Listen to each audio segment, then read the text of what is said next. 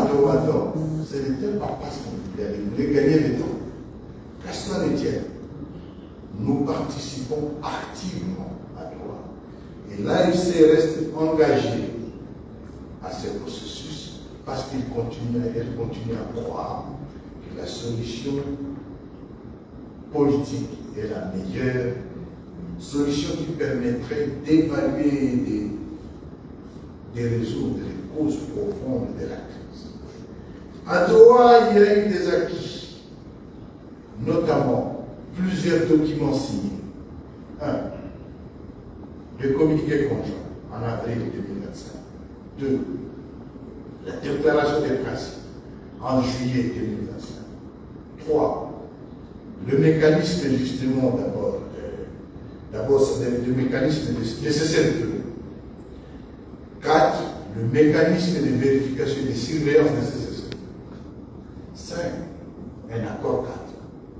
Mais qu'à cela, il faut ajouter, bien sûr, le terme de référence pour l'Égyptien, ainsi que les MOU que l'AFC a signé et que Kinshasa a refusé de signer. Ce sont des acquis.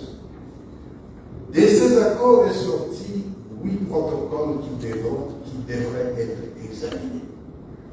2 d'entre eux ont été examinés, notamment le mécanisme de la libération des prisonniers, mais aussi le mécanisme de cessez-le-feu. Malheureusement, ces 2 protocoles, bien que signés, aucun prisonnier de l'AFC n'a jamais été libéré jusqu'à ce jour.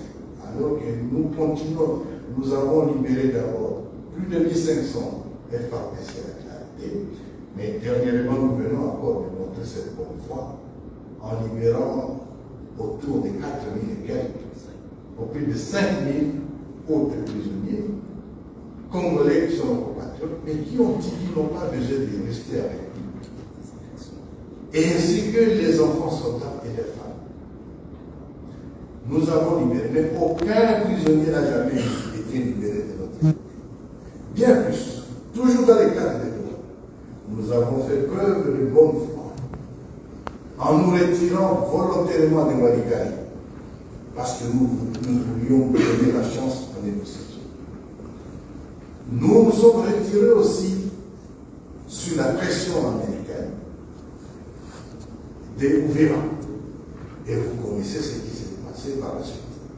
Donc, Doha, 8 protocoles sont assignés, 2 d'entre eux sont déjà signés, mais non exécutés par Kinshasa. Il nous reste donc 6 autres protocoles pour lesquels il va falloir qu'on commence une discussion. Mais on ne discute pas, mais on nous attaque. On ne discute pas, on nous tue. Pire, qu'on tue nos hommes en uniforme, ça c'est leur mission. Mais lorsqu'on tue la population civile, lorsqu'on cible les quartiers abritant les quartiers résidentiels, abritant les choses civiles, ça devient un crime de guerre. Et c'est ça donc en quelques mots ce que je peux vous dire de Doha.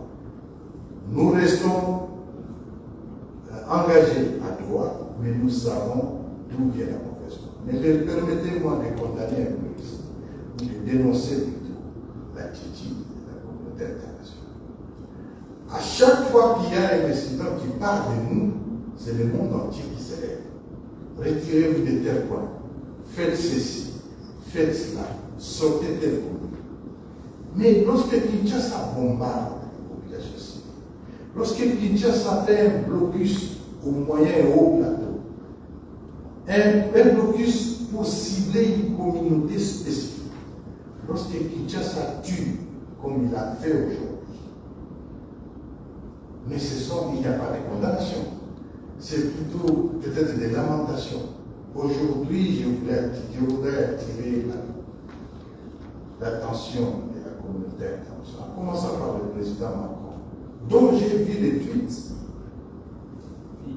vides, en me disant, mais c'est un Français, une compatriote française qui est morte.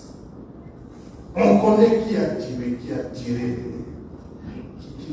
par les dos. Mais on ne condamne pas. Mais on dit que ce sont les deux parties. Non, nous avons la bonne foi Et nous allons poursuivre avec cette bonne foi. Nous ne sommes pas des batailles, mais nous avons des raisons, avec des divergences profondes sur la façon dont le pays est dirigé, et nous n'allons pas l'accepter, même si ils peuvent avoir la force de nous tuer tous avec des bombes. Mais j'espère que non, à RFI, vous allez passer notre